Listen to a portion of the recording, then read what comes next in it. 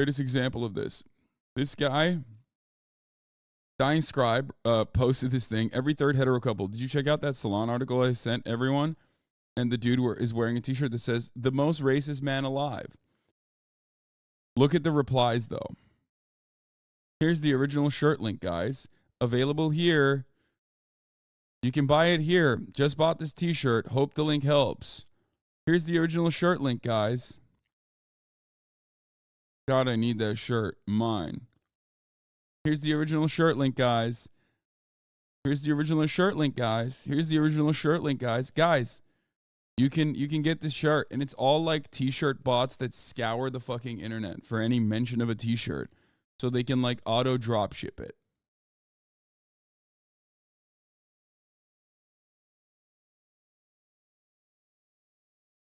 They're proud to be racist. Are they trying to be ironic? No, man. These are bots. There's no... Look, I really want to buy the shirt. Does anybody know where I can buy it? Posted boring as heck.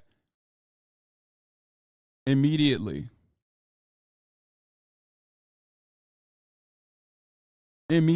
Look at how quickly they launched like drop shipping accounts.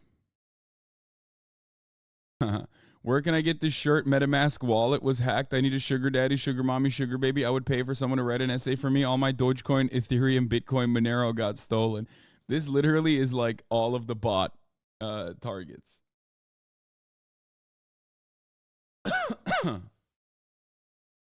So it's just like a bot bait at that point. Bots are breaking when they see that probably. Link.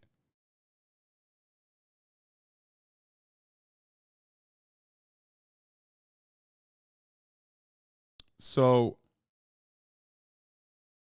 it's a lot of bots and a lot of human beings that are behaving like bots. And a lot of like right-wing human beings that are behaving like bots. And it's definitely weird. Tesla owners, Silicon Valley are pedophiles. Wow, can I get this on a shirt? Link the shirt.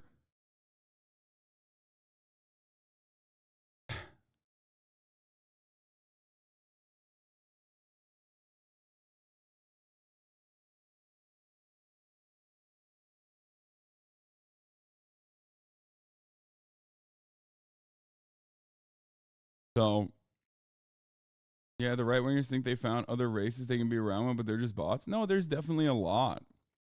I think you need to remember that, again, it's definitely overemphasized. It's definitely hyped up. And Twitter does not reflect the attitudes of people in the real world, especially not in America. 20% of Americans are on Twitter. That's a tiny number, right? It's not an accurate snapshot, especially when you see stuff pop off on Twitter that is like so stupid that no one, you would not be able to describe to your uncle, okay, that is like never touched something online. That's massive? What do you mean? No, that's a gigantic amount, but I'm not saying it's a tiny amount. Twitter is a massively successful social media platform. In comparison to others, is not as successful, but it's still pretty fucking successful. That just doesn't mean that it's a snapshot of like Americans, okay, across the board.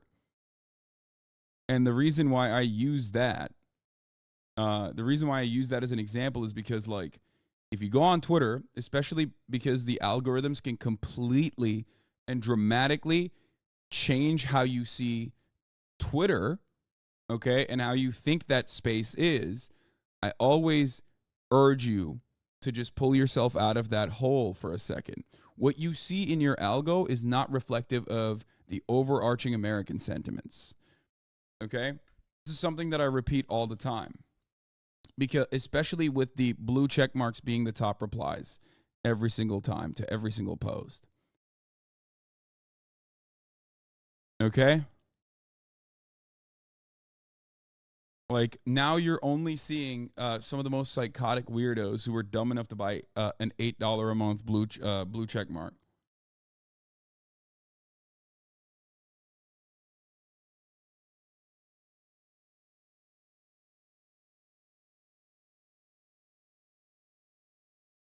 Look at the views to likes on the ratio on both tweets.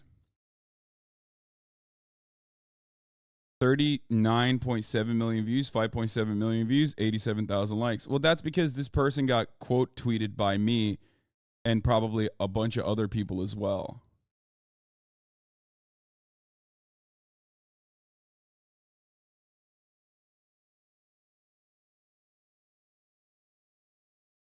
Megan responded. Oh, she did? What did she say? Singing has become.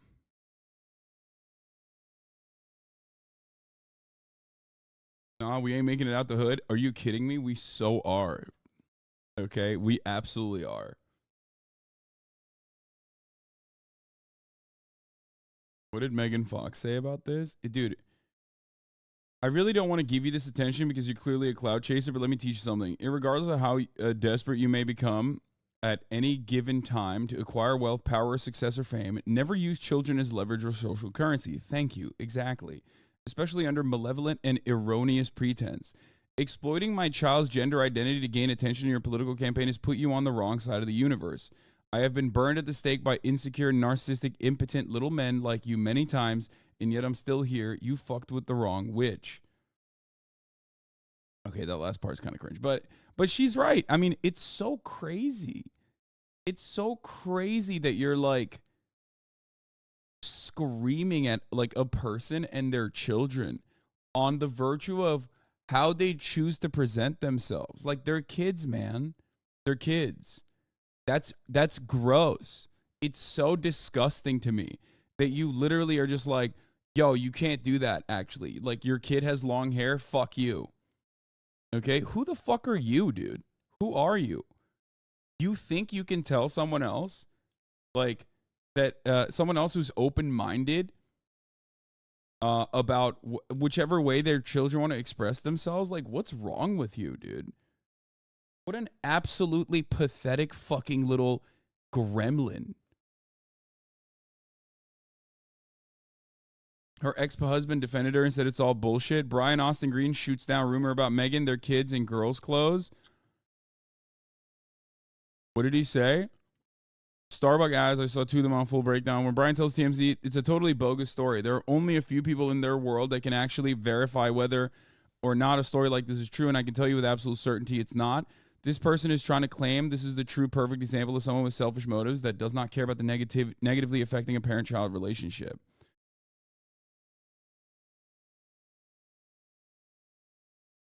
For the record, Megan has said she does not tell children what to wear, particularly their eldest Noah. 5 years ago, she did a few interviews saying if a boy loves princesses and a girl loves baseball, that's not indicative of their sexuality. It's indicative of their communication and creative expression. We can't limit children by telling them how they should play. Exactly. Exactly. This is like basic stuff. It is super basic stuff. What are you doing? What are you saying? How is this in any way, shape, or form now a legitimate way to do politics? Oh, my politics are I'm freaking out about like a 5-year-old and how a 5-year-old is dressing up. Brother, they're 5 years old, okay? How about you worry about yourself? You absolute demon. You fucking freak. You sick fuck. It's disgusting. It's actually disgusting. It is so unacceptable, and it sucks that there are people. It is so disgusting. And when I see people celebrating that kind of like weirdo behavior, it hurts my soul. Okay? It hurts me to my core to see people look at like a gross weirdo pervert like this, taking fucking like paparazzi snapshots of Megan Fox and her fucking children, and then losing their mind over like what their choice of garb is. That's not politics. You're a creep. You're a fucking creepy, possibly pedophilic pervert, okay? And when I see other people, you know, substitute this for politics, it blows my fucking mind.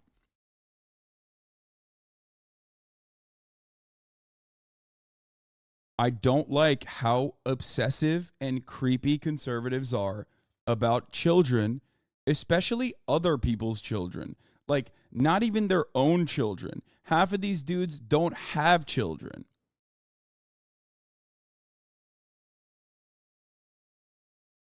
Okay?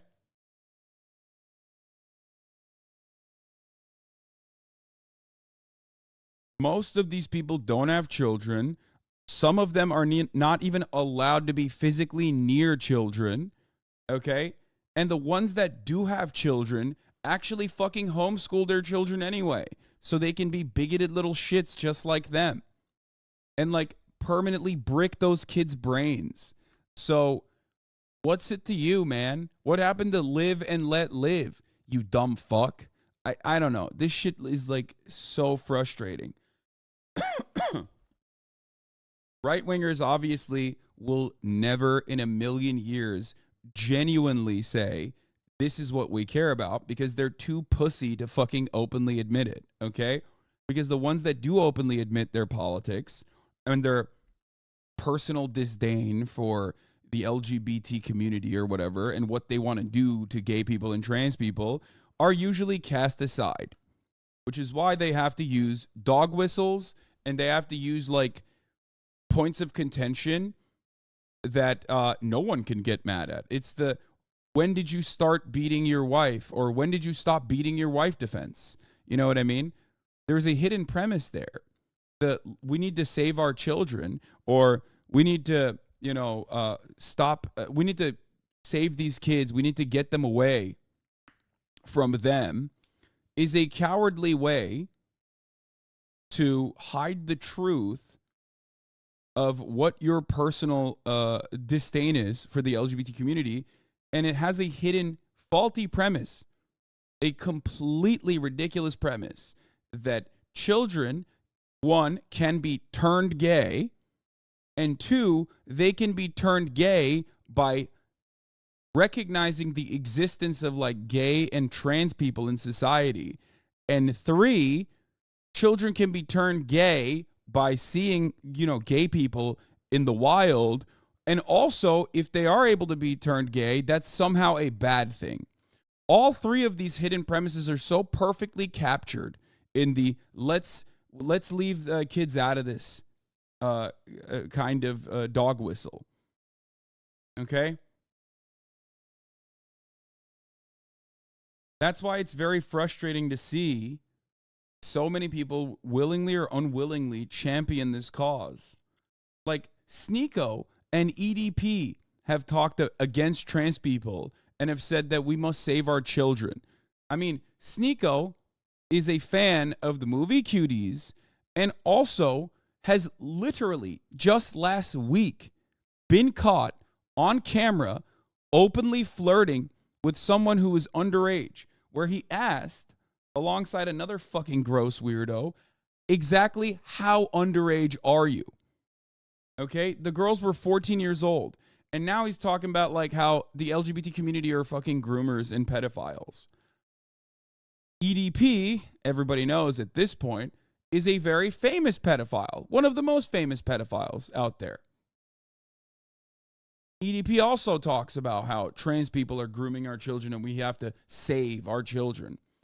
It's like that shows you everything you need to know about this movement. It's like people who are quite literally pedophiles, like actual pedophiles, trying to shift the blame away at some invisible enemy, hoping that the broader audience doesn't recognize that they are the real pedophiles. If we want to save our children, we need to make sure that they stay the fuck away from you two, dumbass. Yeah, he said, well, how underage are you when these two girls, I think it was like on Omegle or whatever, these two girls that him and John Zerger were talking to said that they were underage. And he, I quote, said, well, how underage are you?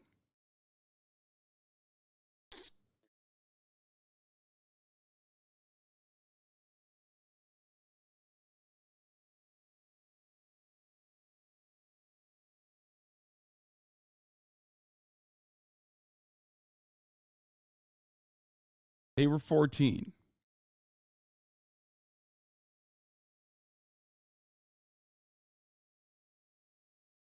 this.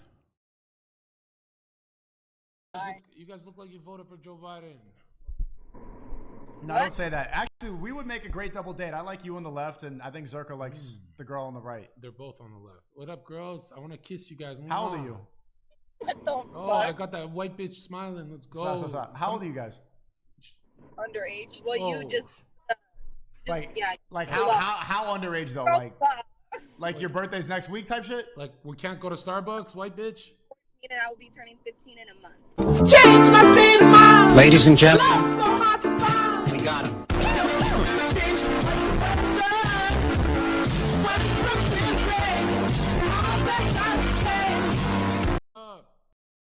Yeah, that's the guy talking about if leaving the children alone is homophobic. What does that say about the LGBT?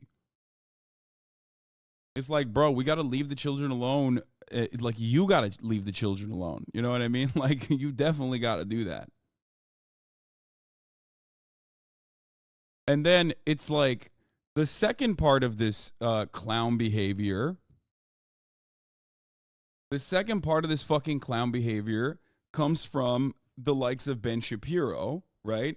Where they also lose their minds at the rainbow flag. Okay? You are not a serious person if you see the White House drop a rainbow flag and you just lose your mind. Not one American soldier fought and bled for this flag. Not one American taxpayer paid taxes to the government for this flag. Not one law has been passed under a government elected under this flag. Like, does he think it's gay Wakanda or something now? America now is like gay Conda? Like, it's not a real nation state, Ben. It just says like, hey, there's a lot of gay and trans queer Americans, some of which actually were in the military, you know, some of which are still in the military if you care about the military. You know what I mean? And, you know, this is just a recognition from the United States government, perhaps like the most subtle and like smallest bit of recognition that like gay people exist and we care about them, which is so funny, especially considering that the government is not exactly super on the side of like defending gay people or trans people in general. Okay.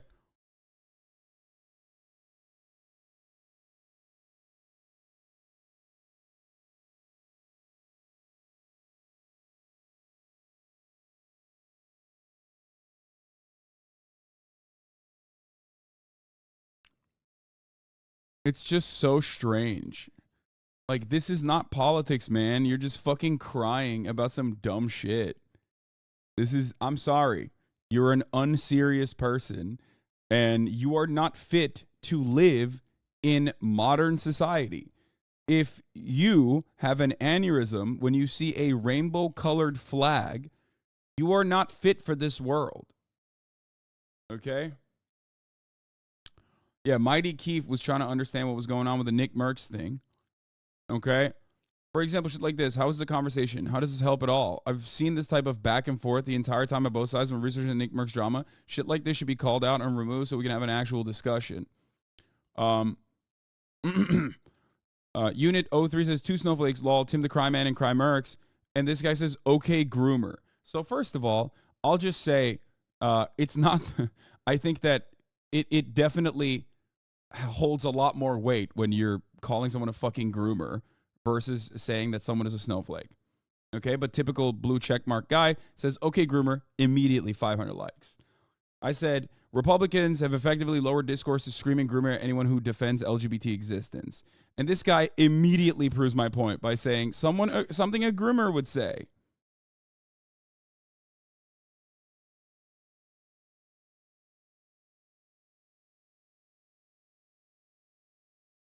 And then there's always guys like this too, which is like,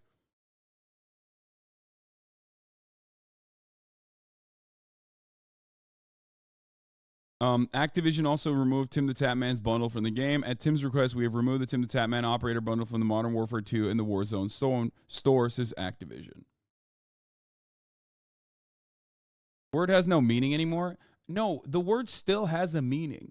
That's why it's very frustrating to me when I get called a groomer or a pedophile by dudes who literally are pedophiles. Like, there are so many people. Like, I saw this the other day. I love clicking on the accounts of people when someone's like, oh, Hasan, you're a fucking groomer. And then I'll click on their account and it's like, I'm a lolly VTuber. I'm like, dude, I don't know if you know this, but like a normal person will look at me and then look at how you represent yourself and immediately recognize that you're literally a pedophile. Why are you a pedophile calling another person a pedophile for defending gay people? Like, it makes no sense. You're just dropping that while you're proudly calling yourself a lolly VTuber, man. It's so strange.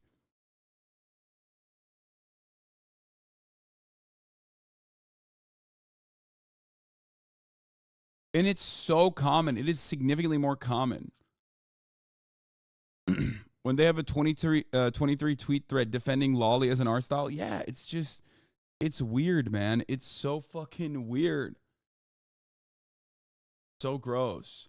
Groomer / pedo is becoming the cuck of 2023, a meaningless word overused to death over and over again by people too dumb to navigate a single serious thought because they've never had one. Same reason why they buy the same game year after year. Yeah.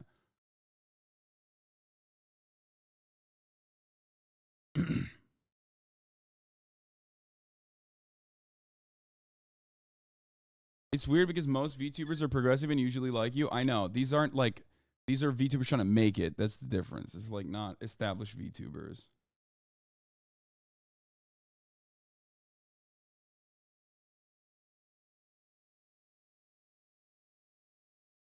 They don't think what they do is grooming because to them they're raising the kids how they want. Yeah.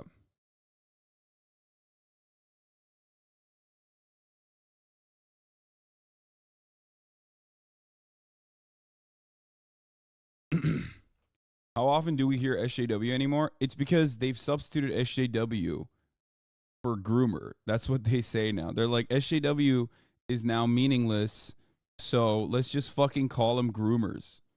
Which is such a psychotic thing. Because, like, there's only two ways out of it. You don't hear woke. I mean, there's woke, too. People say woke all the time. But there's only two ways out of that discourse, okay? Either everyone becomes schizophrenic, like the dudes who are just literally throwing this accusation out there left and right, or the positive outcome of this will be most normal people look at this and go, that's gross. You're being gross. You're being fucking weird. You're constantly talking about children's goddamn genitals. Get the fuck away from me.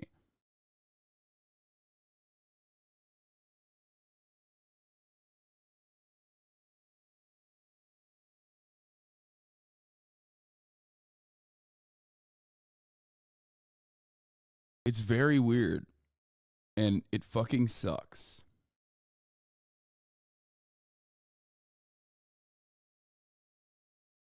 Anyway, there's another thing that I was gonna tie on to this, but yeah, I don't think this is like, I don't think someone being called a snowflake is the same as someone being called a groomer. I don't think those two words hold the same level of weight.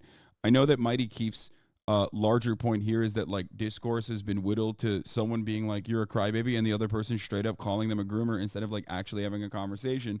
But it's really hard to have a conversation with some of these fucking people because all they got is this. They just be like, oh, dude, you think we should accept gay people? Okay, groomer.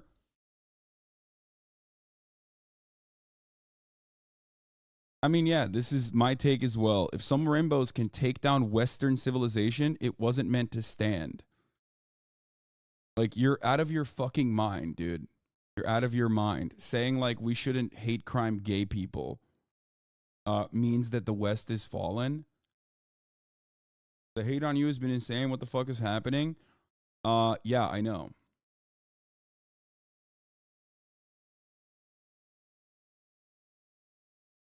I know.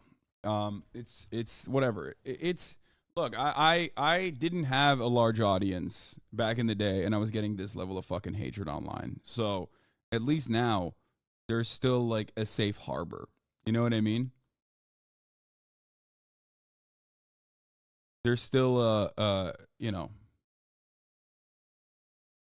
there's still a place where you can get to where there's like an element of safety.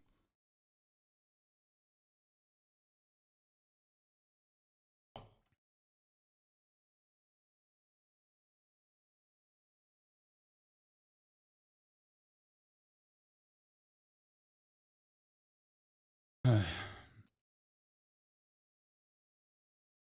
of the best Juniper tweets, screen cap. I used to think the Progress Pride flag was kind of mad, but then I realized that conservatives catching a glance of it causes 100 concurrent 9/11s in their minds, and that's pretty dope.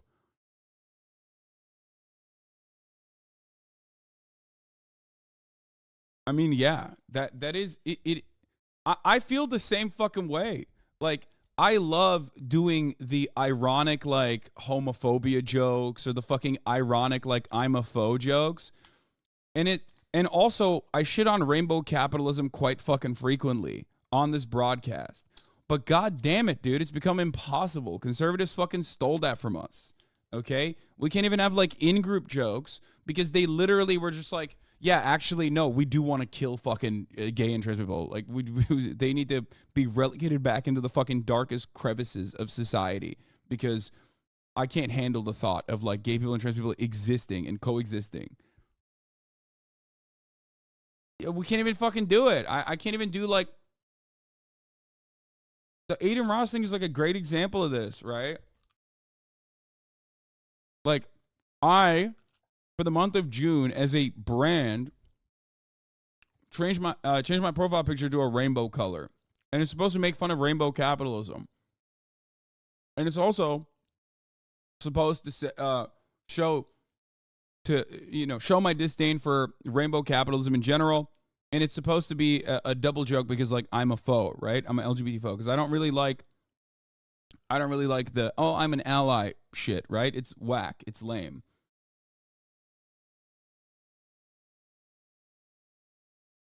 And they can't see it. They don't understand that. They don't understand humor. They don't understand irony. They just, like, fit you into this neat little box and go, oh, dude, you put that up because you're, like, just, you think that is, like, showing support for gay people.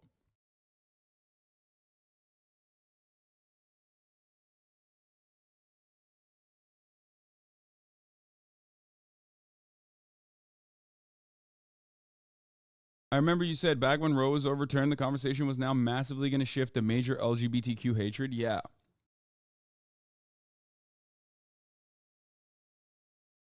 I don't think it's as lame as you think. As a kid, it meant a lot to see rainbows everywhere. Yeah, I understand that.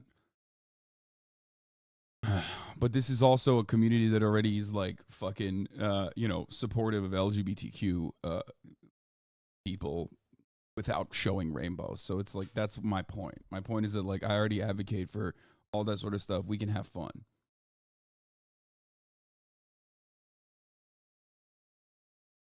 Anyway,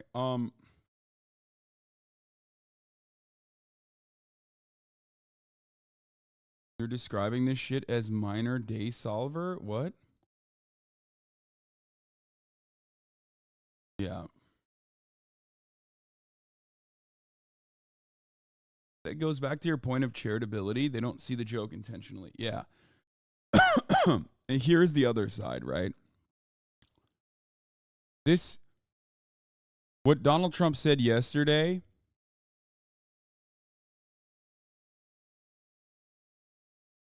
what Donald Trump said yesterday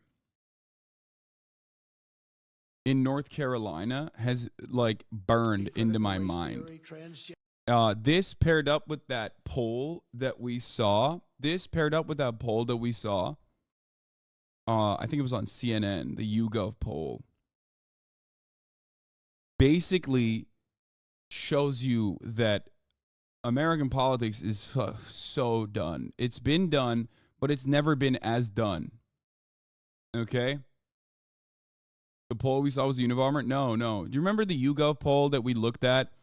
Republican voters and what they care about? And, like, it was like 70% owning the libs. And then the second thing on there was, like, end wokeness. And then, like, there was, the third one was, I think, like, making sure that there is no gun control at all. Like, those were the three major things that they cared about. Only one of them is, like, kind of a policy. Yeah, this is, wait, what? CBS News poll on how 2024 GOP presidential could be Donald Trump versus Trump fatigue. This lives in my mind. Okay. But here's Donald Trump even personally recognizing how kind of crazy that is. Look at this. Critical race theory, transgender insanity, and Here. critical race theory, transgender insanity, and other inappropriate racial, sexual, or political content on our children.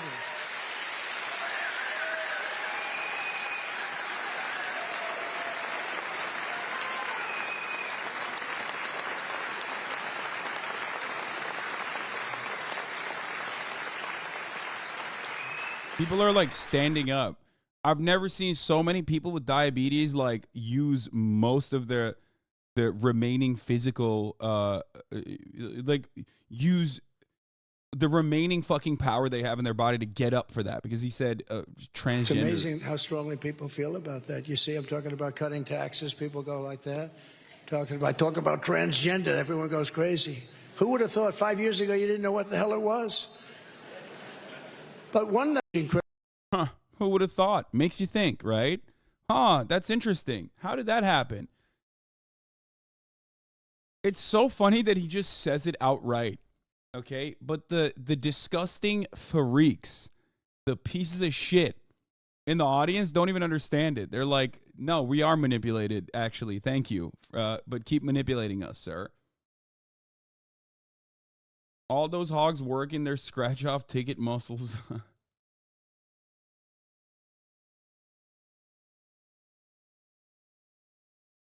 Yeah.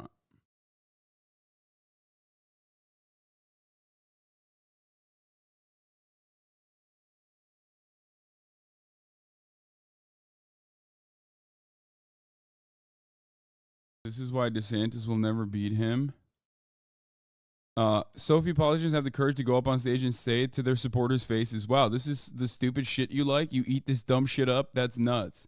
It's true. He did do it. Nobody who wants to emulate him realizes that the core to Trump's appeal is his ability to neg his audience like they're a bookish woman at a bar and he's wearing a furry top hat. He does. You can see the disdain he has for the largest part of his fucking base. Segregationist George Wallace said the same thing about building roads and good schools, but nobody caring until he shouted racial slurs. I know. This has been a very important part of the Republican Party's racial agitated propaganda for so many years, okay? That's the hilarious part about this, okay, is that it's not new. The subject matter changes, but the attacks are identical. And the more openly you say it, there's like a tightrope, basically. As long as you balance it so that you don't go super overboard, but you just say the right things, and you say, like, trans people are crazy, you'll get the claps, and you will get the applause. They don't give a fuck about the actual policies that hurt their lives, that harm their genuine material conditions. It was like when you were saying that Joe Rogan shouldn't know about facial feminization surgery. They're being instructed on purpose. Yeah.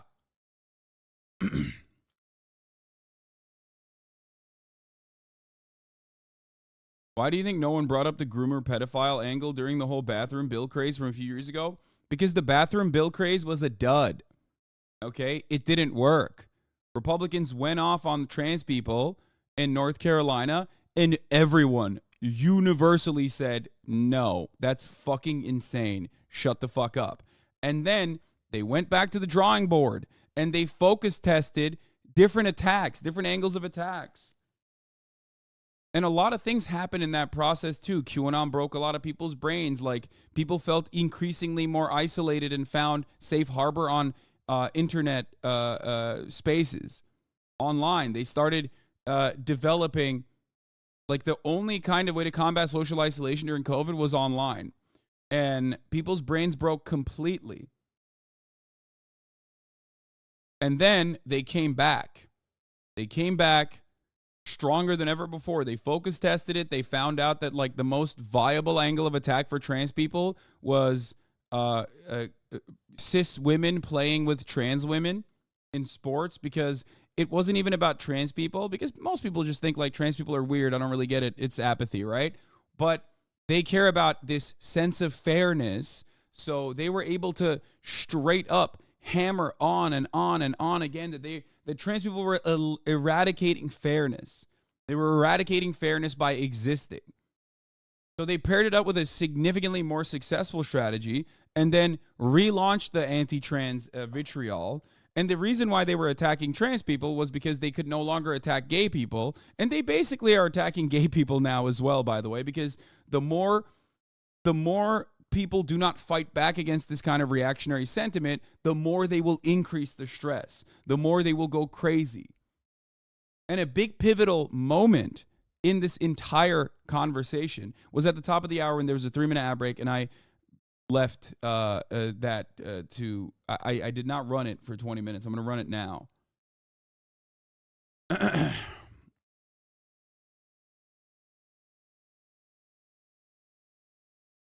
Okay, I'm gonna run the 3-minute ad break. You can subscribe or get gifted a sub if you want to avoid it. Here's the 3-minute ad break now.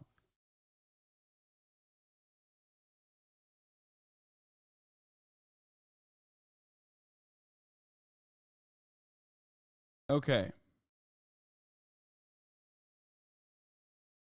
So, as I was saying,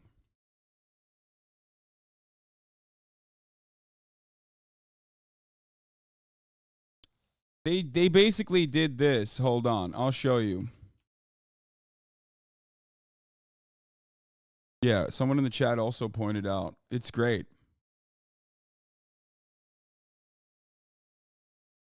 There was an ad called Boys Beware. Okay?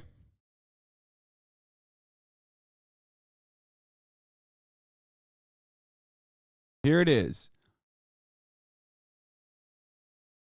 All gays are pedophiles. Unfortunately, not quite a dead horse trope yet.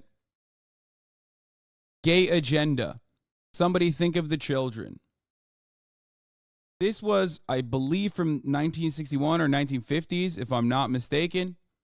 If I can find the video, why do people hate you so much? Why do people hate you so much? What? What is this? Why are you showing me this? This person is Aiden Ross's manager, brother. Like, I think everyone wants him to do it, not gonna lie. Aiden just speaking for everybody. Yeah. Why? Like, why do you care about this? This was June 7th. You know what I mean? This is like so long ago. Who cares, man? You know, you can literally say, I don't like what Megan Fox is doing to her children by letting them wear whatever the fuck they want and get more likes than this. So it doesn't matter, okay? Seeing something on Twitter with a lot of likes doesn't necessarily mean that this is like the genuine the genuinely held perspective of the broad majority of the public. Most people don't know who the fuck I am, okay?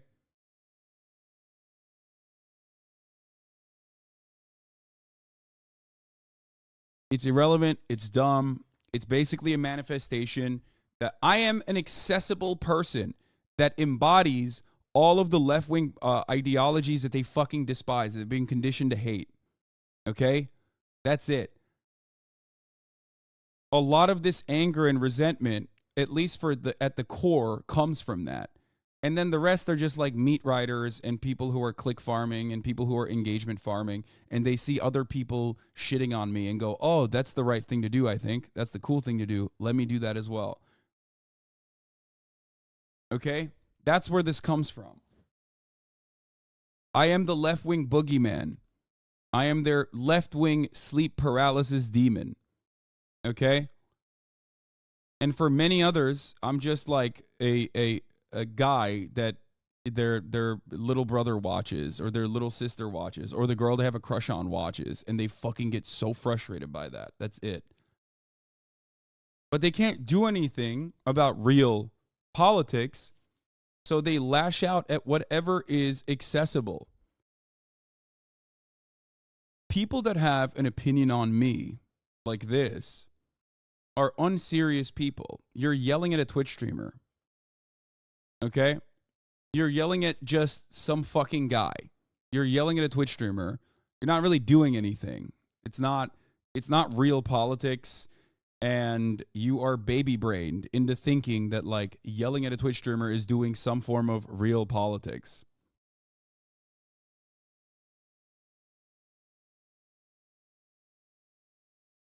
That's it. You're online. You're on Twitter. Go get a job.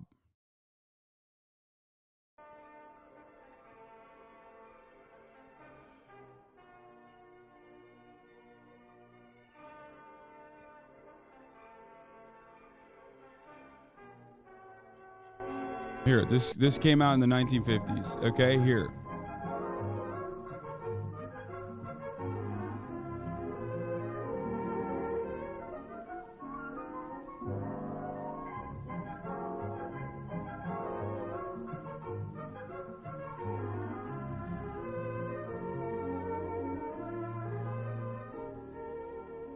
I'm Lieutenant Williams, a police officer attached to the Juvenile Division. I'm on my way to Monroe Junior High School to talk to a group of young people. That looks innocent enough, doesn't it? Lots of young people hitchhike. Seems like a good way to get from one place to another. But sometimes there are dangers involved that never meet the eye. Let's take the case of Jimmy Barnes. Jimmy played baseball all afternoon, and he didn't feel like walking home, so he decided to thumb a ride.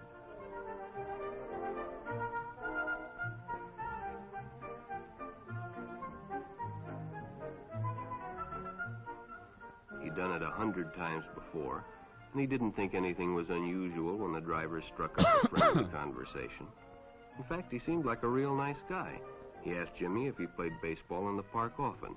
Jimmy told him they practiced 3 times a week and played a rival group on Friday afternoon. The stranger was a good listener, too, and it only seemed minutes before they pulled up in front of Jimmy's house.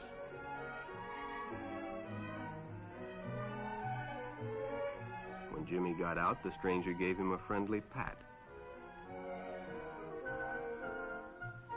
Then he told him he'd see him again, as he always drove by the park on his way home.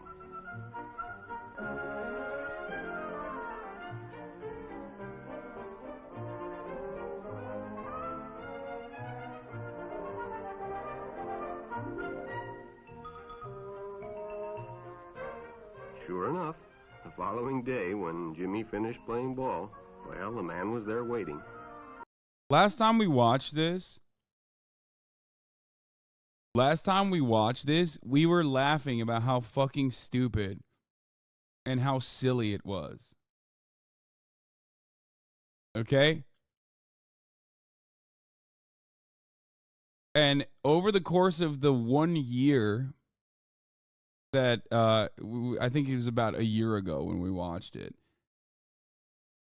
homophobia and transphobia have like skyrocketed both at the Republican state legislatures all across the country and especially on Twitter, that now I can't even fucking laugh at this shit. It's so stupid, but it's like way more nefarious when you recognize the purpose behind this kind of vitriolic sentiment, this kind of lie.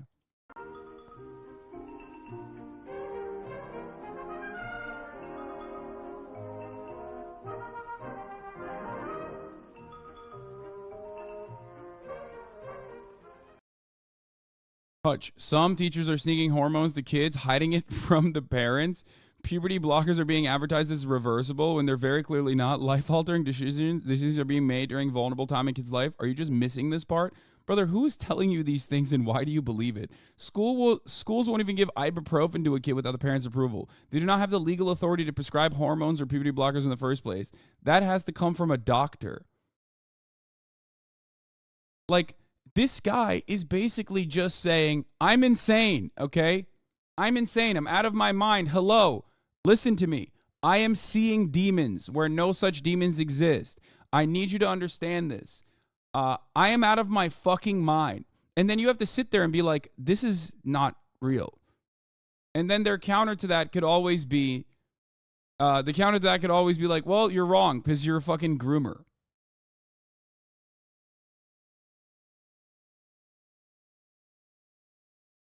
But when enough people especially on a platform like Twitter, are schizophrenic, blinded by hatred, and basically hallucinating, it doesn't matter. It might as well be the truth. You know what I mean? You have to literally address it as though it is something that people legitimately believe, and you have to counter it. It sucks. They stopped at a drive-in, and the stranger treated him to a Coke. During their conversation, he told several off-color jokes, but Jimmy had heard others before, and, well, it made him feel big to so easily win the confidence of an older person.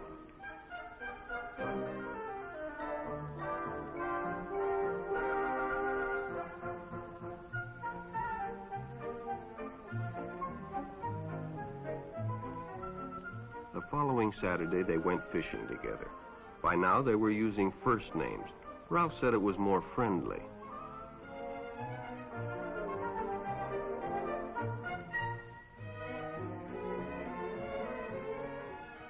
Jimmy hadn't enjoyed himself so much in a long time.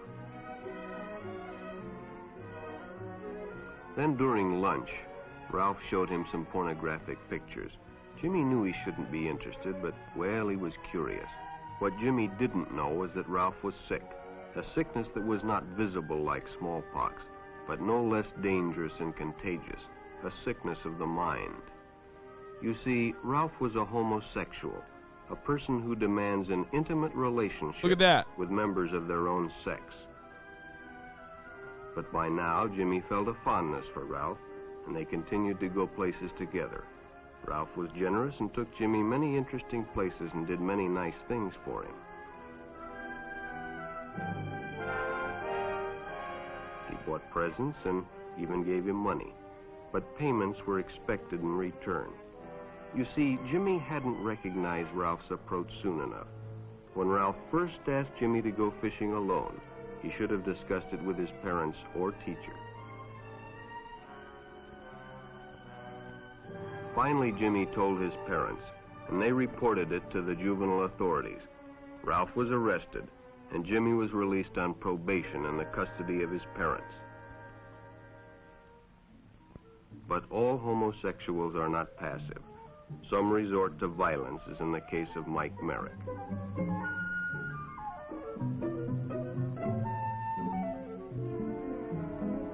In the heat of competition, no one noticed the man who sat and watched.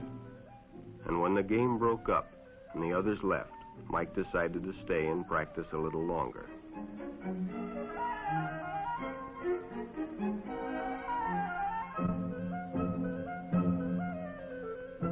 The stranger joined him. He was friendly and, well, it was better than playing alone. But after a few shots, Mike realized he had already overstayed his time and suggested he better leave. The stranger told him if he'd like to stay longer, he'd be glad to drive him home when they finished. Sounded great to Mike. Chance to play longer and get a ride home, too.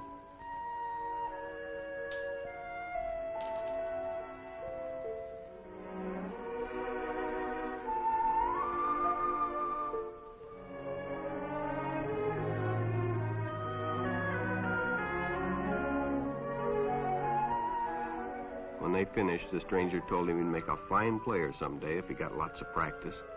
The companionship, the praise, the friendly attitude dispelled any misgivings Mike might have had about going with a stranger. He probably never realized until too late that he was riding in the shadow of death. But sometime that evening, Mike Merrick traded his life for a newspaper headline.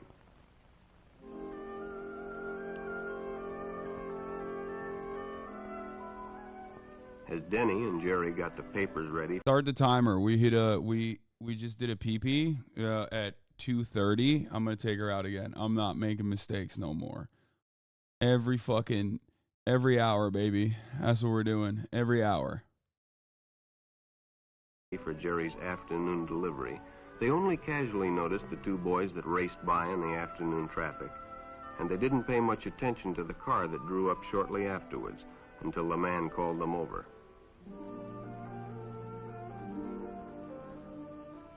Had two boys been by on bicycles? The boys nodded they had. Could they recognize them if they saw them again?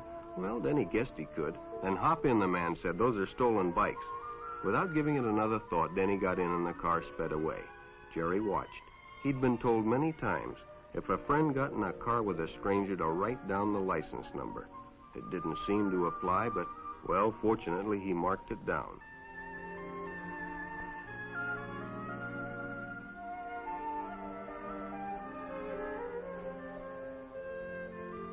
When he delivered a paper to Denny's house, he asked his mother if they'd caught the boys that had stolen the bicycles. Denny hadn't returned, so he told her the story and gave her the paper with the license number.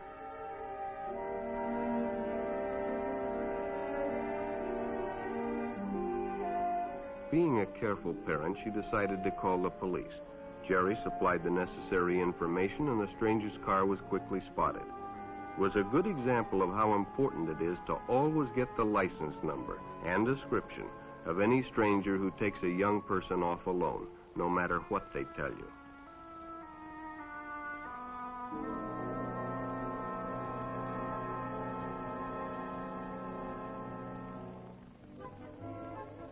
Public restrooms can often be a hangout for the homosexual. Bobby and his friends hadn't noticed the man who had been in the restroom when they changed, and as it was late, he suggested they take the shortcut under the pier, but the others preferred to take the more traveled way home.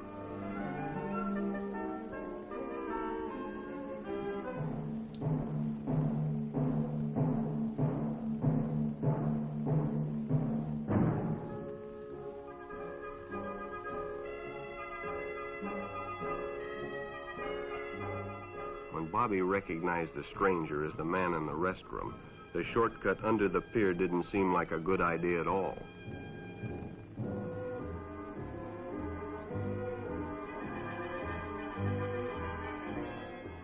After all, it's more fun to stay with your friends anyway. Bobby had made a wise decision. It may have saved his life. The decision is always yours, and your whole future may depend on making the right one. So no matter where you meet a stranger, be careful if they are too friendly, if they try to win your confidence too quickly, and if they become overly personal. One never knows when the homosexual is about.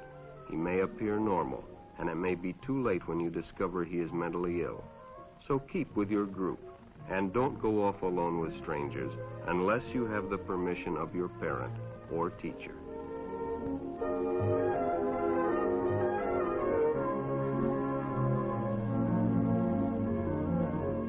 There you go. The end. Identical arguments were launched towards gay people over and over again, calling them fucking pedophiles, calling them pedophiles. I didn't see a single goddamn priest in this video, okay? I didn't see a single goddamn Republican congressperson in this fucking video.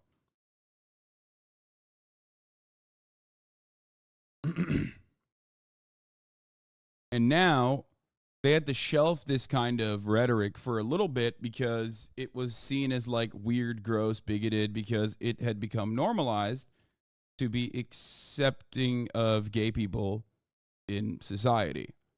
Okay? That pendulum is swinging in the other direction. That's why you see so many like literal gay ass click farming, engagement farming meme accounts on Twitter post like their fucking QAnon uncle, but they're just saying Riz and on God. So all of a sudden it's like not the QAnon uncle's politics. Like you see it is because like the pendulum is swung in the other direction on a place like Twitter, and people for the most part care about engagement. So they just kind of feed into that narrative. These are the same people that were throwing up the BLM fists on their accounts, 2 years ago.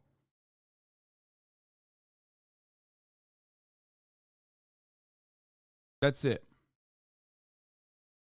It's just all for clicks. Don't take it seriously. It's not the end of the world, okay?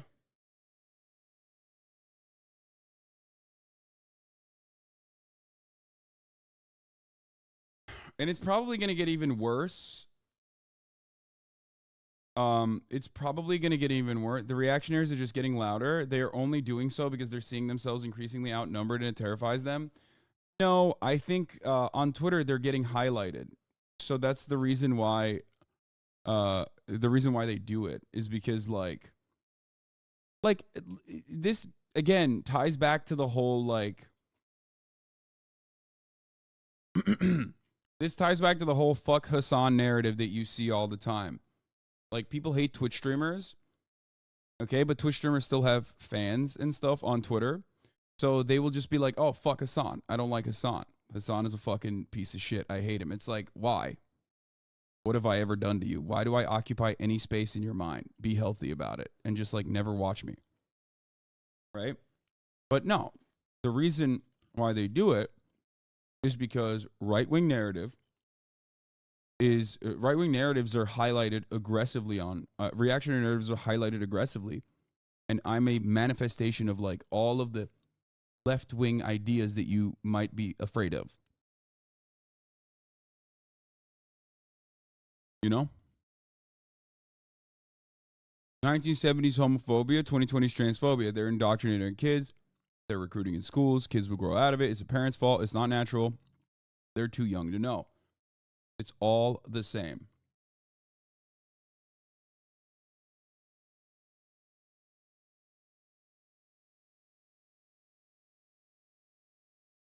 When the pathetic millionaire crybaby manbaby purchased Twitter for $44 billion and showed how willing and able he was to like form and shape the narrative on the platform that he purchased, I don't know why people did not assume that the platform in and of itself was not going to change. I mean, the guy is 100% a transphobe, you know? He has a trans kid who wants nothing to do with him. He's the classic fucking parent who despises like this trans boogeyman because he wants to believe that like his kid wasn't trans, but instead was transified, transmogrified, you know?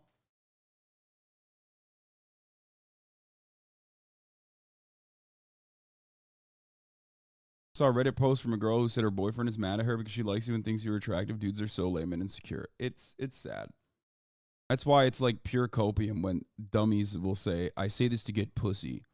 Like, no, I don't. Your mom would fuck me no matter what my politics are. Okay?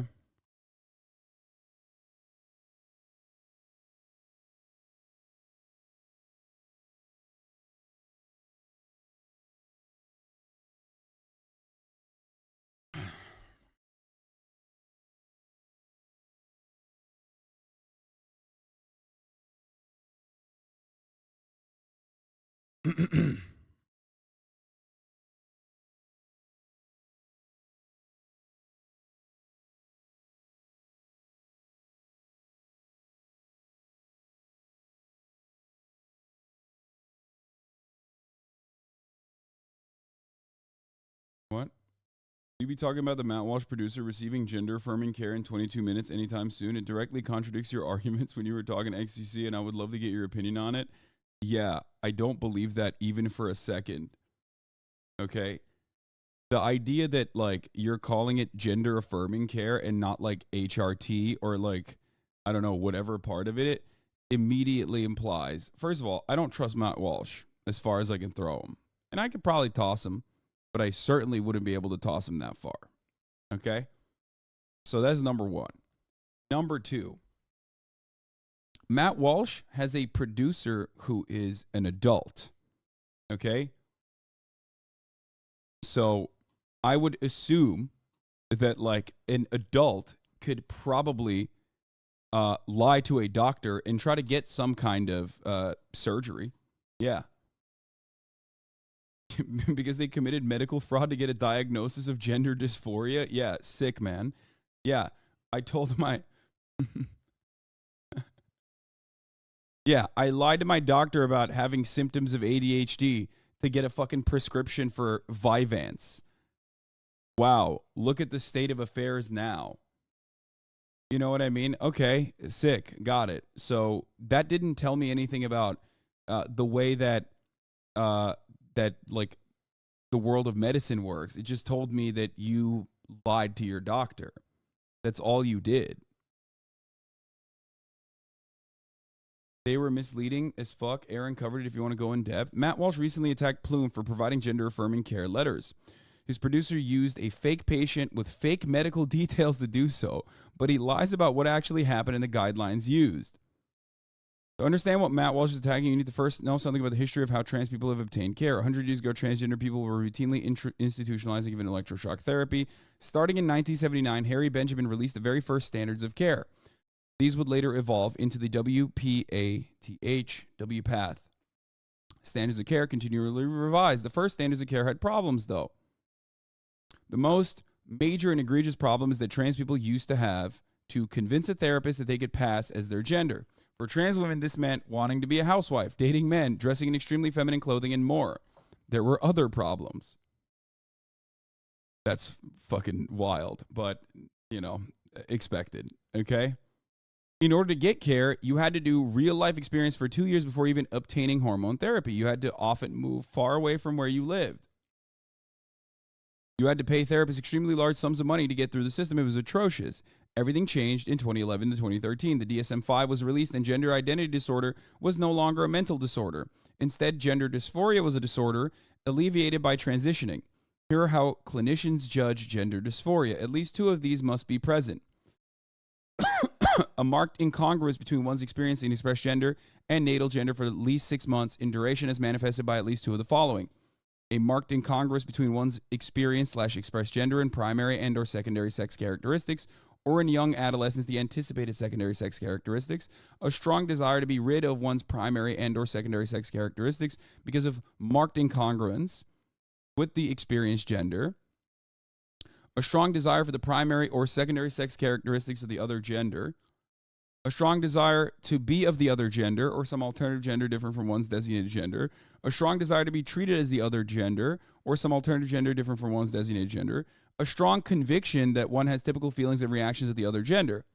Now, these are broad, but very deliberately crafted guidelines for trans people to tell their medical professionals, like, this is how I'm feeling. What should I do? Okay, I think I have feelings of dysphoria, and I would like to undergo gender confirmation. No, it is not non-binary erasure. Okay, that's not non-binary erasure. I don't think this is non-binary erasure. That's why they are broad in the same way that it says like secondary sex characteristics or alternative gender different from one's designated gender. Okay?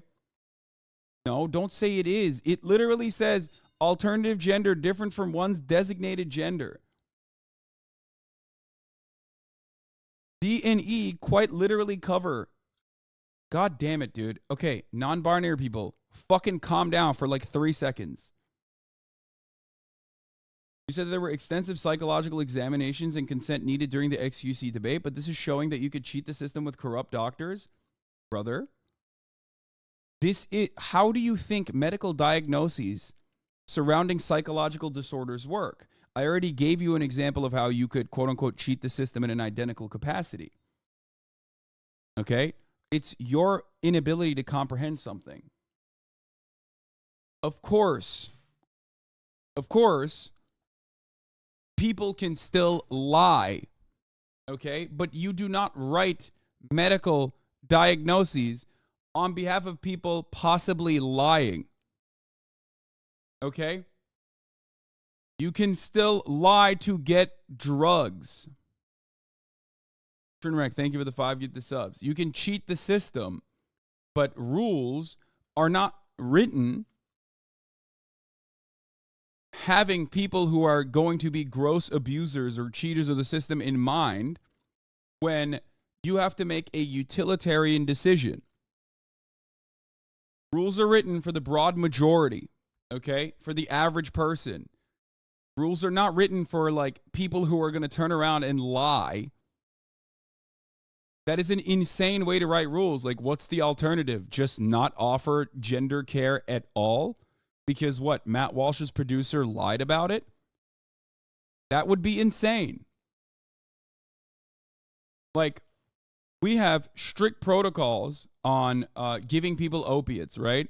part of the problem was Purdue wanted to make a lot of money, and they did everything they could to actually lobby the government and straight up set up medical lobbying groups called like pain relief management groups and things of that nature. And they basically rewrote entire swaths of like medical research to shill more opiates. Okay. And then obviously now there's more rules and restrictions surrounding that sort of thing because of the opiate crisis that we're under. Having said that, however, you could still lie to your doctor and get fucking opiates. You can still say, I have chronic back pain. Please give me something for this. And your doctor will still prescribe you an opiate. You want to know why? Because obviously it's still medicine. And you can't stop people from taking medicine, especially when people do truly have chronic pain. And the notion can never be that this person is lying to me. Now, opiates, at least as far as I understand it, can be fun. HRT, on the other hand, is not recreational. There is no recreational use for gender confirmation. I don't think anyone is transing themselves for the funsies or for the lulz, okay?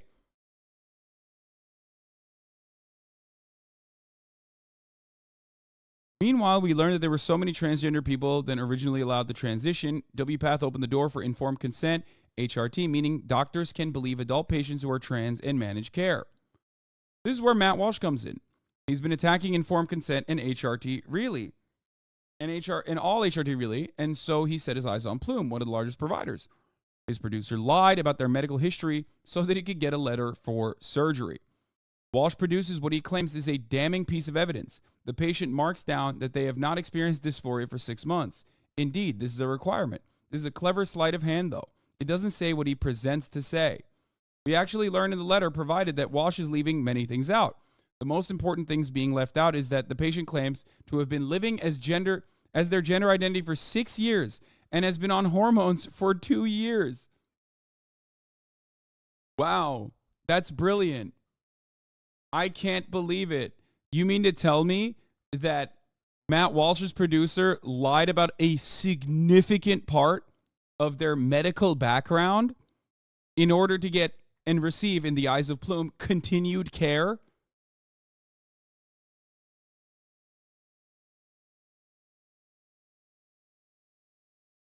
Wow. Well, color me surprised. I mean, I'm shocked. I'm shocked. But thank you to the Gray Name Chatter for bringing this to my attention. In a normal circumstance, I would have not even heard about what Matt Walsh had done. And now I know yet another conservative line of attack that is, once again, full of lies. So you must ask yourself, why is it that these guys can't find real in-the-world examples, so they become the fake example that they pretend is happening all the time? Because if Matt Walsh is correct, and doctors are just fucking writing HRT like crazy, okay, you wouldn't feel the need to fake it yourself by literally defrauding and rewriting your medical history in an effort to obtain this sort of thing. Do you understand? You claim that there were extensive medical filters to prevent mentally ill people from getting gender-affirming care, yet this shows that there are doctors breaking the system to make it easier. How would you address this argument that this could clearly result in a mentally ill person who's convinced themselves that they're trans, regretting it in the future? I don't know if you understand this, but the mentally ill person is the right-wing cishet here. Do you get it? Like, that person is behaving in a mentally ill way. I already described to you that the utilitarian way that rules are written is supposed to over-encompass as many people suffering from a particular thing, and it's not supposed to literally go off the whims of you and your unjustifiable fear. Okay? Your unjustifiable fear that someone is going to recreationally take HRT. What you are describing, if it was so commonplace, would be happening all the time. it would not be the 0.01% of people who detransition, but are still trans, by the way, just detransition from time to time. Okay? It is not recreational, though. What? I'm confused by what you're trying to say. This is not a recreational drug, therefore, abuse is significantly less likely. Exactly.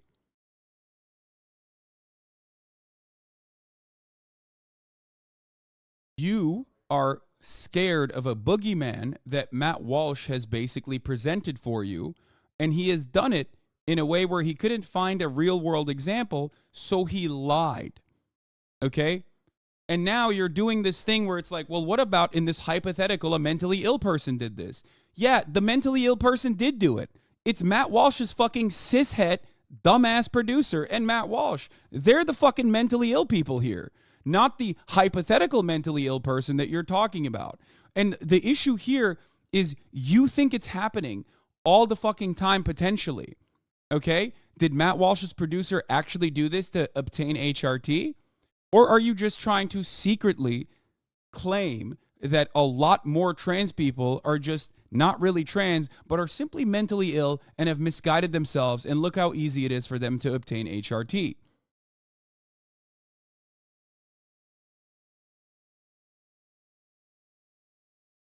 Do you get it? Do you understand why this is a silly argument to make?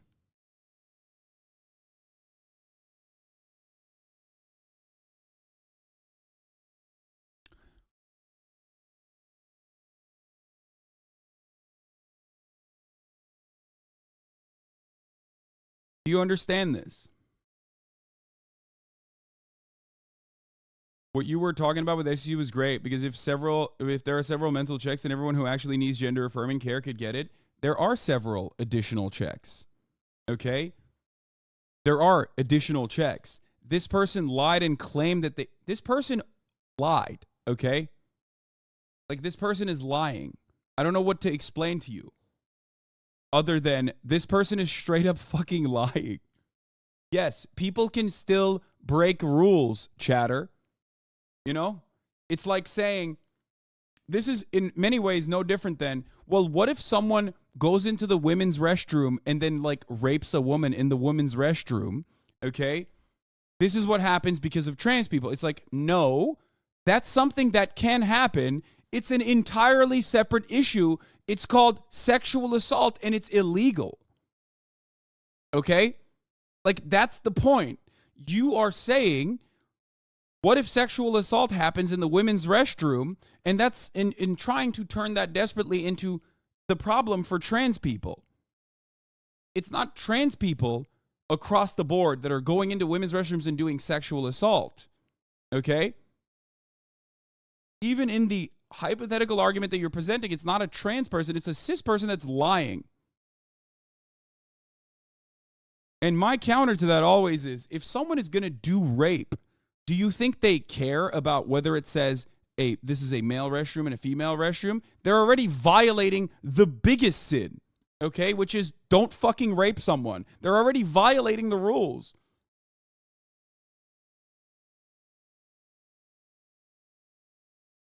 The reality is that Matt Walsh is depending on his readers and everyone really on not understanding that clinical dysphoria definitions can be different from self-reported dysphoria. Plume accurately diagnosed dysphoria based on the lies of Matt Walsh's producers. Yeah, exactly.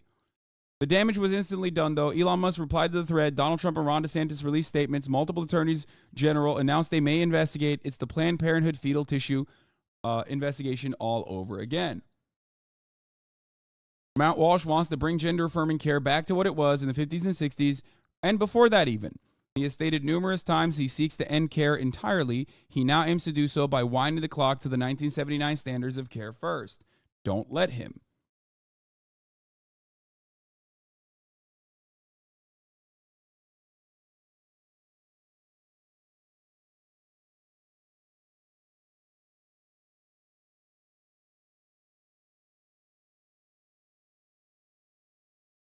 We have many people misdiagnosed for plenty of disorders that can result in being mismedicated or improper treatment recommendations, which has impacts. However, that doesn't mean we stop treating people. The care is vital. People can come into the psych ward and lie that they want to kill themselves. Just because there isn't an absolute way to vent if they are truly, if they're truthful, doesn't mean we should stop taking these claims seriously. Exactly.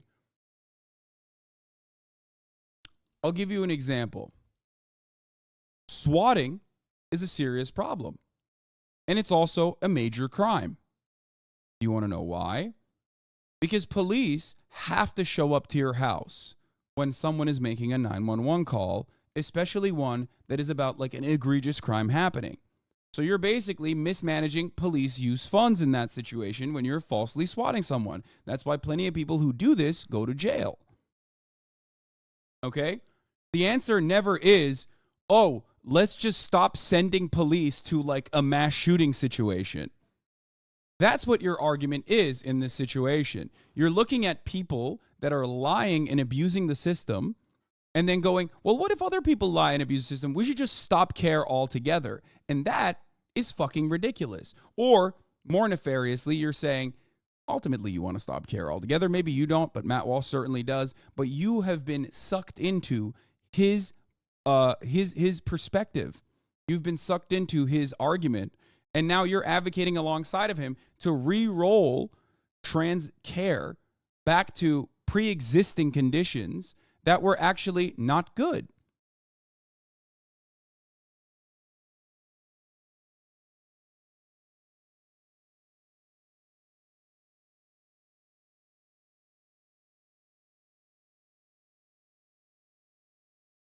Do you understand why people are correctly yelling at you? Clearly, the rigorous checks are not firmly in place if someone can lie and get authorization.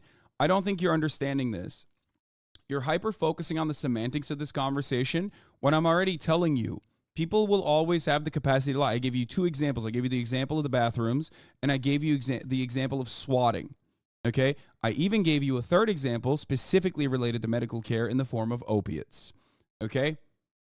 I gave you three different examples that you are not listening to about why you can't actually shut off medical care because of some hypothetical person that exists out there in the periphery that does not even exist really, okay? And that the only hypothetical person was one that was willingly and deliberately trying to violate the rules and the structure that was designed, okay? And it was, and you're saying that like, well, this means that there's no rigorous checks. It's like if I said, you know, well, cops show up to swattings, so there's actually no fucking rigorous checks on police actually fucking handling mass shootings in schools.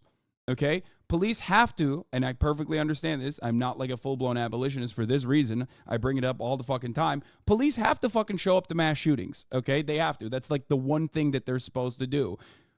If we were to turn around and decide like, oh, no, we're not doing this anymore. We're not doing this anymore. There's no more police showing up. They should just not show up anymore. It would all turn into fucking Uvalde in a case where police did show up. But the outcome would be resembling Uvalde.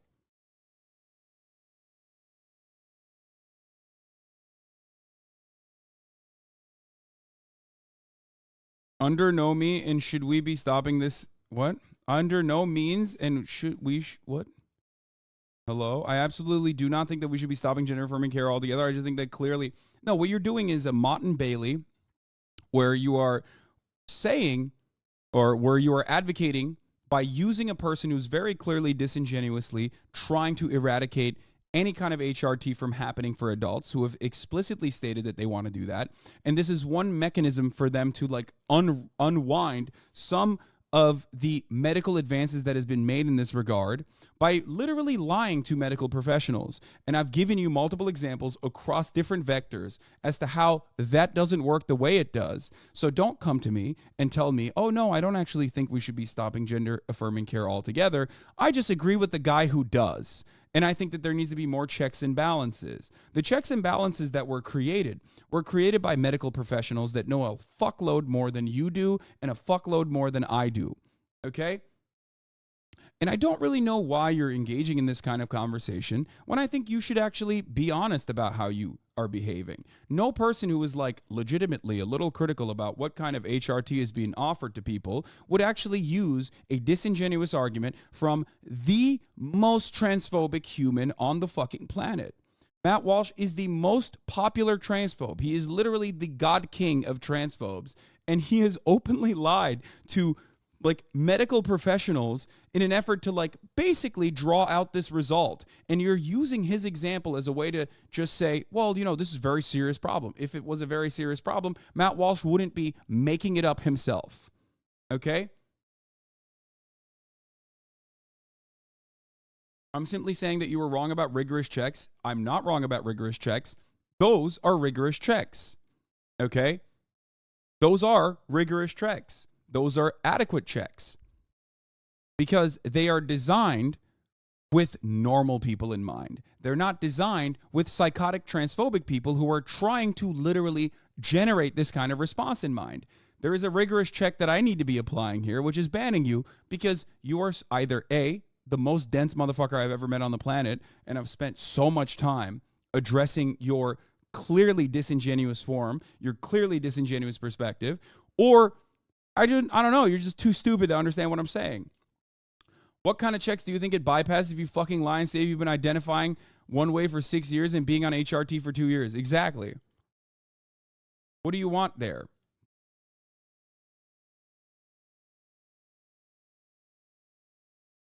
There is always going to be fraud. You cannot stop fraud from happening. You can't because some people choose to do so. Okay? That's just how it works. But we cannot design society in a way that like completely eliminates every normal and oftentimes good and healthy advances made in the medical field. Because some people are going to unjustifiably and in a very deliberate attempt to cut a certain narrative, manipulate the rules and break them. It's like saying, what do you mean someone broke into my house? It has a lock on it. If someone comes to the door planning to break it open with a crowbar, the lock is inconsequential. Exactly. Okay?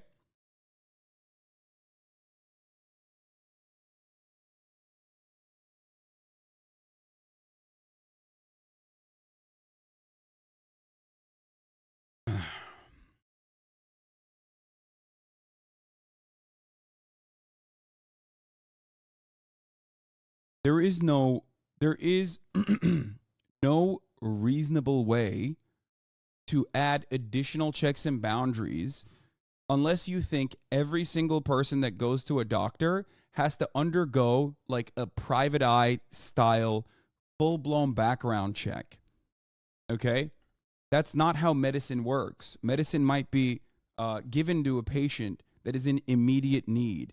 And for some reason, I'm actually offering you the dignity of like responding to every single thing that you're saying, and you just keep jumping and not listening to what I'm saying at all. Okay? Please don't ban me. I just want to have a conversation about it. This is what this platform is for. Brother, you've clearly been banned multiple times on this fucking on this channel. This is your sock account that you're on. God knows how many sock accounts I fucking banned you on, possibly because you are a debate pedophile. Okay? Because you get off on this. Okay? You get off on this back and forth interaction. If you were truly an interlocutor that is interested in understanding my perspective, you would have stopped on the third example that I offered you. Not the first, maybe not the second, but certainly on the third example, you would have been like, okay, maybe the reason why we don't actually fucking write medical rules around people who are going to conduct fraudulent activities is because it's for the betterment of society. It's a utilitarian purpose as to why we write medical rules this way. Okay?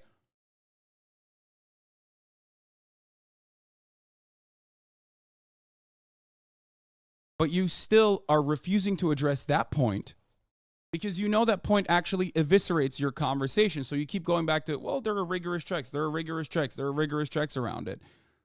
There are rigorous checks. You said that there were rigorous checks, and it clearly is not. there are rigorous checks, you can still fucking obviously lie. But especially considering the fact that there is no recreational use for HRT, these checks are apt. They're adequate. Please don't ban me. I'm really stupid. Worst, most stubborn debate Andy in so long. You can tell this guy uses a pile of dirty clothes as his computer chair. Yeah, I can fucking smell him from over here. I'm a new fan, I swear. Okay, take some time out and really reconsider the way you're arguing then. Because one of the things that we do on this broadcast, other than the top of the hour ad break, that comes at the top of every hour when there's a 3-minute ad break, is we ban debate perverts normally because they derail the conversation. They derail the conversation, especially when they are not in it to like learn or change their position whatsoever. You demonstrated that you're not actually interested in learning from this situation. I'm only giving you a 10-minute timeout, but take this 10-minute timeout to just really reconsider why you're doing this.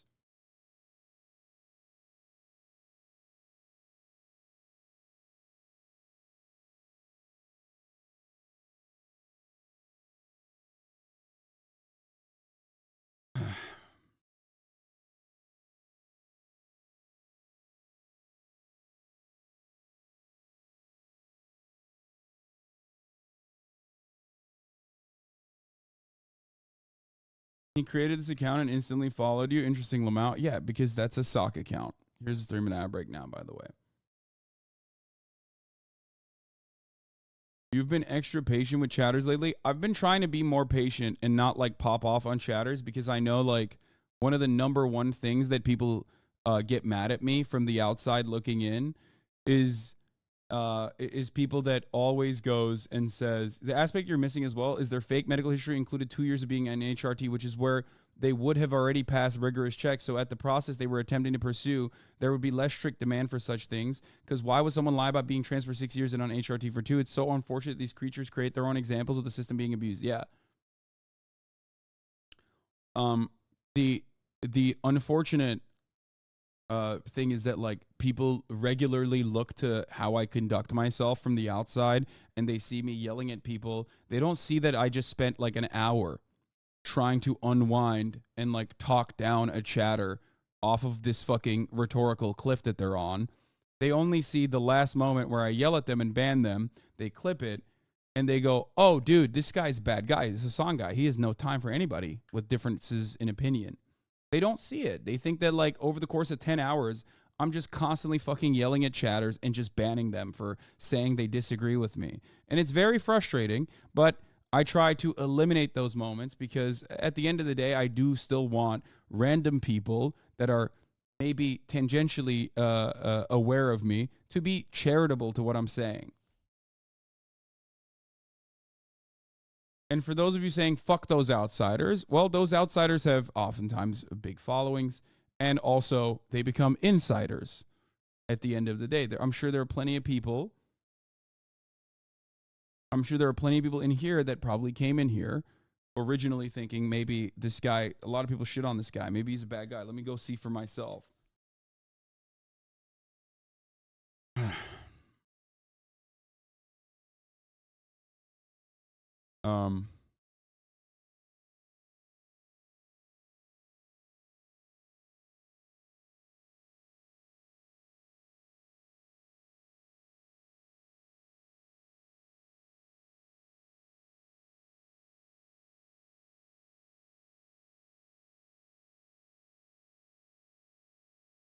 I go to the ER saying I've had 3 heart attacks previously and I have chest pain. They need more checks before they start trying to work me up for a heart attack. Yeah, now you're dead.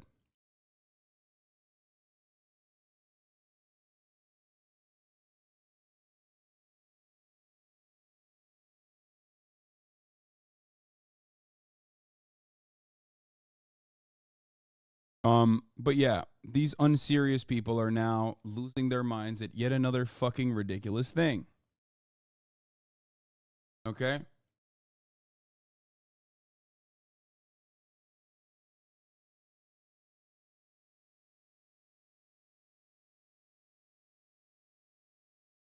They're crying about a flag, dude. The entire hoax was literally for testicle removal, not HRT, not SRS. FFS, etc., they would need to commit forgery to get the medication list they don't actually have for real gender surgery. Oh, I didn't even realize. I thought it was just to like fulfill their prescription again. Yeah, you can't get fucking bottom surgery off of a checklist. What are you, fucking stupid? That entirely changes. No, I think it was just for HRT, I thought. Wait, what? You think a doctor and a surgeon are going to be like, yeah, let's lop your penis off? No, first of all, fuck the doctor. You know who would stop that? Insurance.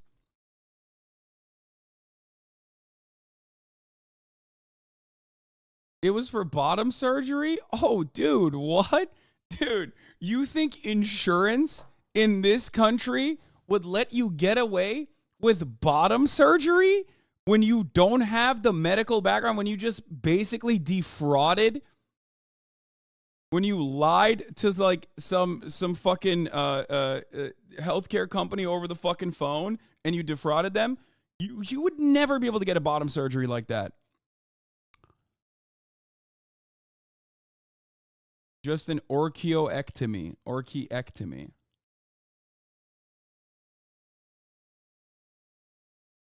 Yeah, insurance companies, man, they trust me. They're the most transphobic, okay? This is the letter of recommendation from Plume. This is from Plume that Matt Walsh's producer obtained by using the fake guidelines to get in. Despite these interventions, she reports significant ongoing gender dysphoria. She's seeking orchiectomy to help alleviate gender dysphoria, and it is my professional opinion that she would benefit greatly both medically and physiologically from orchiectomy. This procedure has been defined as medically necessary by the World Professional Association for Transgender Health to treat gender dysphoria. Chelsea Busey has met the WPATH criteria for gender dysphoria and is an appropriate candidate. She has the capacity to provide informed consent on this procedure. I anticipate this will help significant progress in further treating her gender dysphoria. I therefore recommend and refer Chelsea Busey to have this surgery. Plume Health currently operates on a virtual telehealth basis, so a preoperative risk assessment for postoperative care. Patients will need to see primary. Yeah, dude, there you go. Do you see this? This is quite literally another check on the part of like the rigorous checks and boundaries I was talking about. This is a recommendation. Okay? This is a recommendation. This does not, you don't just take this and you slap it on a fucking doctor's face and the doctor goes, all right, strap it up. It's not even an approval for a surgery. It's a recommendation for a surgery.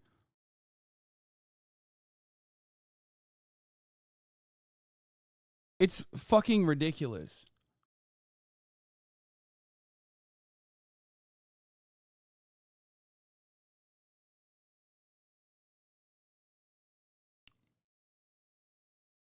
Ay, dude. Some of you have never gone through the hellish nightmare of American medicine, and it shows.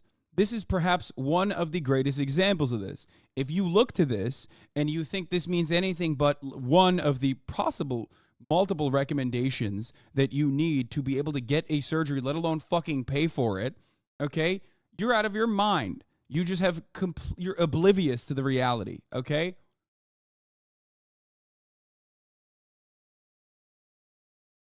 That is bananas.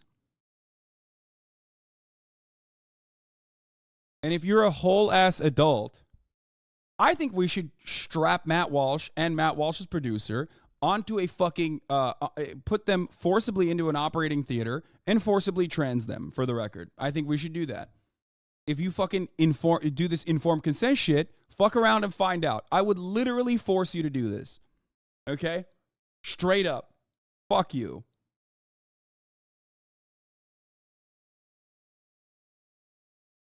You're offering, as an adult, informed consent. It's like saying, I am an adult and I went to a fucking plastic surgeon and I wanted to get gigantic fucking knockers and I shopped around and found someone that was offering this as a recommendation, okay? look around hard enough, you're going to find someone who will give me gigantic knockers. This does not mean that we are abolishing plastic surgery or creating a new prohibition for plastic surgery in general, okay?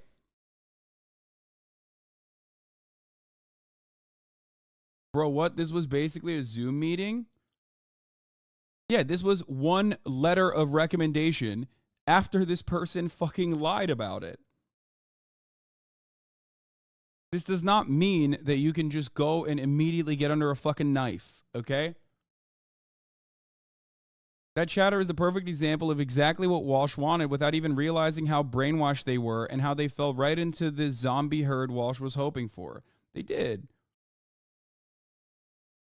I'm a trans dude, and in the process of getting top surgery in order to qualify in the state of California even, I had to get several letters of recommendation from medical providers just to prove I was trans enough to the insurance agency. It's not an easy process. I know. I've talked to trans people about this process. That's where I'm coming from when I say I know there are rigorous guidelines to this kind of thing. Besides the completely dehumanizing hatred for the transphobic right-wing, right-leaning people, it is really annoying how actually ignorant they all are, understandably so, of all trans issues. You don't want my friends to exist, but also don't know a fucking thing about it, or the process, or history, or anything. Pathetic is the only word. Yeah. You're angry. You're scared. You have created this boogeyman. Someone else has created this boogeyman for you. You are super susceptible to being propagandized. You are I don't know. I don't know what else to say. You're just like I'm surprised at how you have existed for as long as you have when you behave like this, when you believe anything that you see on the internet. There's no process in which you can just like not see a singular human being and a doctor, okay, when you are going through this situation. It doesn't work like that. You are always going to see a human being, okay? There are multiple different points throughout this process where a human being will touch this. You can commit fraud, by the way, and this person clearly did, right? And possibly get rid of some of those checks and boundaries, or checks and balances, I guess. But it's still, there are places in the system that would literally stop you. You want to know why I know that? Because there are real trans people that already have a fucking hard enough time as it is getting these kinds of procedures. It's disgusting.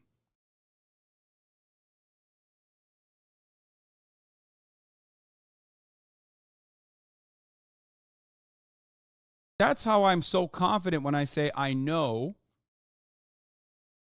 that this kind of shit is completely ridiculous.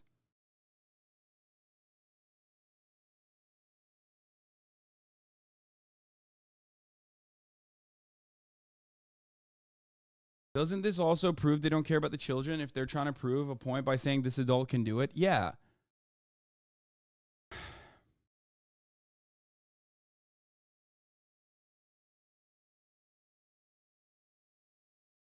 My doctor recommended I get my gallbladder removed for a polyp. I had to go through a set of tests for the surgeon, so he believed I needed a gallbladder removed.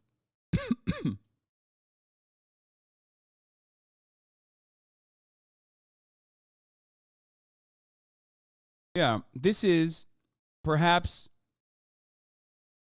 a better, I will say, a better crafted argument than like kitty litter piss boxes in fucking schools. But the same energy is put towards that as it's put towards this. It's the exact same fucking people that believe that like trans healthcare is readily accessible for anyone and everyone without any sort of fucking recognition, any sort of checks, nothing whatsoever. Okay? Those are the same fucking idiots who literally think that children are pissing in fucking kitty litter boxes. And they get shown that they are gigantic morons time and time again. And yet it still doesn't stop them from moving on to the next talking point. It's very frustrating.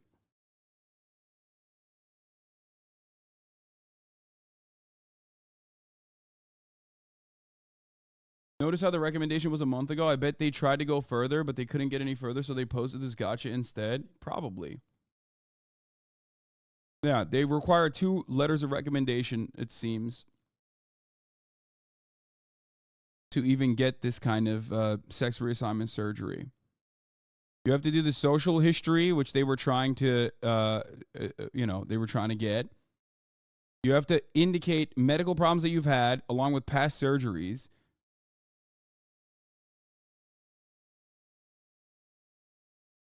And ultimately, like I said, you can maybe even defraud your insurance and override these medical checks that are here, right? That are in existence. But that does not prove what you think it proves. That just means you're a fucking asshole. Okay? Like, if you were to go into the women's restroom as a cisgender heterosexual man and sexually assault a woman, okay, and then you got punished for it and you claimed that you were actually trans, that doesn't mean anything about trans people. That just means you are a fucking rapist. You're a psycho. Okay? This is no different than that.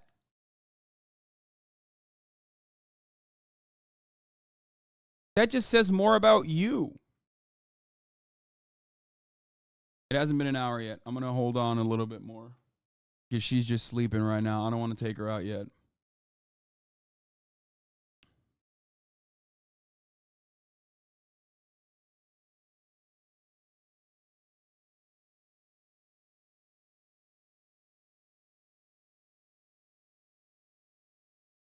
Anyway,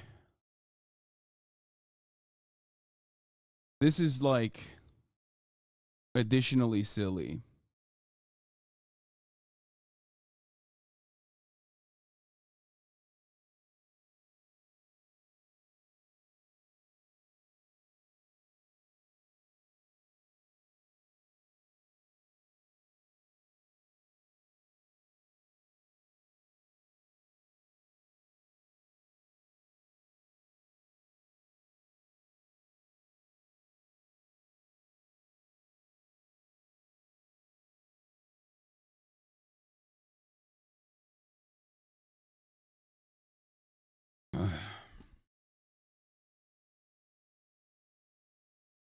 Typo, rephrase. Hysterically wetting your diapers because you saw a rainbow-colored flag on the White House is not political commentary. You're just not cut out for society.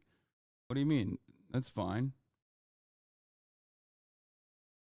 There's no typo there.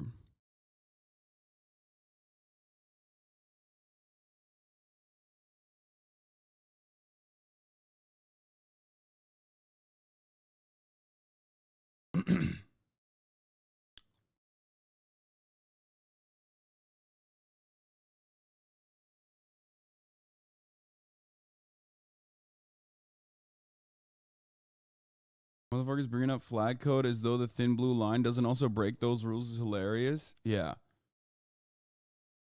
Stop listening to this chat. Yeah, I really got to do stop. I really should stop listening to the chat when I'm fucking crafting tweets like this. But it's good. It's good to get.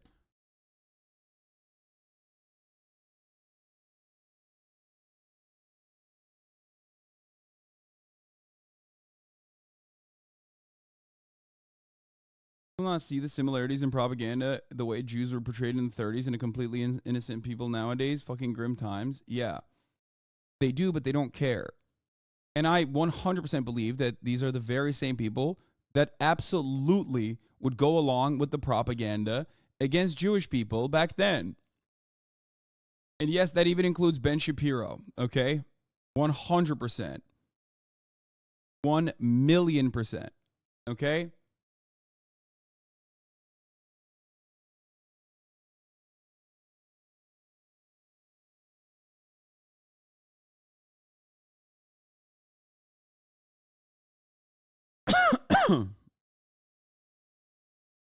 Why are they so scared of trans people? It bricks their understanding of the world, man. That part I understand. I understand why the average person's opinion towards trans people is like riddled with apathy. Because everything you learn from birth is all about like your gender identity being super rigid. You know, you can be a boy or a girl, and boys wear blue and girls wear pink, right? And it's a very important part of your identity. So the existence of trans people breaks that. So it kind of shatters your worldview. That's a hard thing to genuinely come to terms with. That's precisely the reason why plenty of trans people themselves were probably,